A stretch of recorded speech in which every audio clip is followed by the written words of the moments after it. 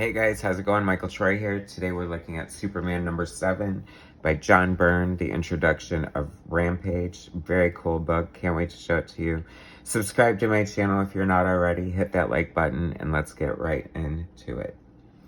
Alright, so here we go. This is from John Byrne's classic run on Superman from the 80s.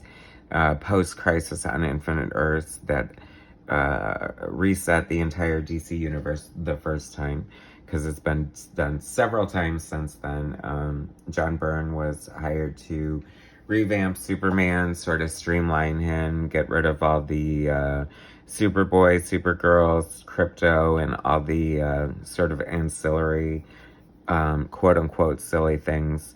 I say just let things evolve and bygones be bygones. I don't know how I feel about Crisis now, but it is what it is. And I certainly did love John Byrne's run on Superman. But, I mean, he would have done an excellent run with the original mythos still intact, too.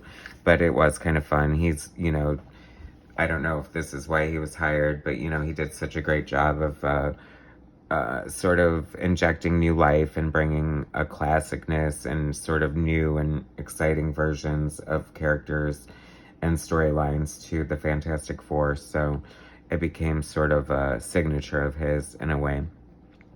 Superman number 7, created by Jerry Siegel and Joe Shuster, introducing Rampage. John Byrne, words and pictures, Karl Kesel, inking, Tom Ziuko, coloring, John Costanza, lettering, Mike Carlin and Andrew Helfer, editors, co-editors, if that. This is funny here. I feel like Byrne sometimes experimented with like geometric designs and computer things in his art, which when I get to the New Gods Jack Kirby's Fourth World Omnibus video that I'm working on soon, we'll see a lot of that. But I feel like he might have printed out this pattern because it doesn't look hand-drawn, and I can't really see Karl Kesel just arbitrarily coming up with that. So that's my story, and I'm sticking to it. I love the machinery. I love the tech. Karl Kesel's definitely, I feel, has a kind of distinct style, but I feel like he's one of Byrne's best inkers, like, as far as bringing a lot to the page artistically. Like, this is gorgeous. This is beautiful Byrne art with all this machinery and tech going on, and just the way Kesel inked it just really brings a lot of great line weight and texture to the art that I feel is very similar to, how Terry Austin approached his art. And I think it just really enhances Byrne's art, if that's possible.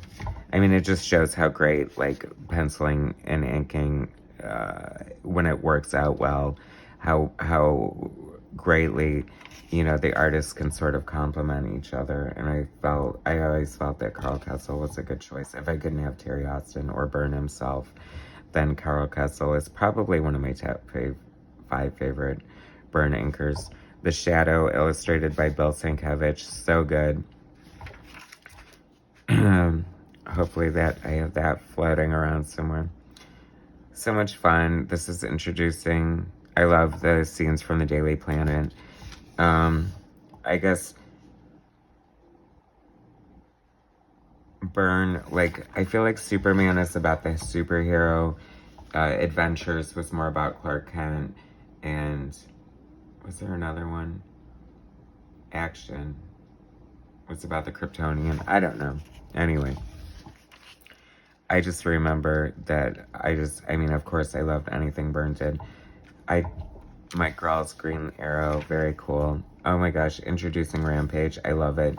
It's funny because John Byrne cites She-Hulk as one of his all-time favorite characters, and it really showed. I mean, he really shined on She-Hulk. Obviously, he had a blast during the character. The art was always killer and fun and just, like, really good. And obviously, this Rampage character is sort of reminiscent of She-Hulk, but it's a little more jacked up looking for the way Byrne would normally draw She-Hulk. Definitely more muscular, I feel. And more muscular than his Big Barda, too.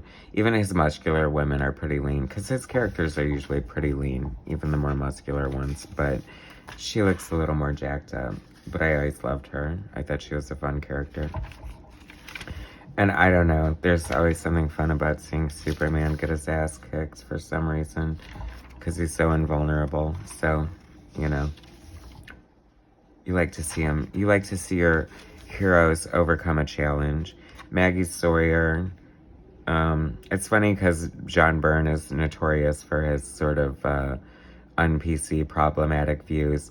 But in his art, like his writing and stuff, you know, he introduces like LGBTQ characters. Maggie Sawyer, I mean, she's, you know, been around forever, and I don't know. I love that she's smoking like and looks very butch. I love it.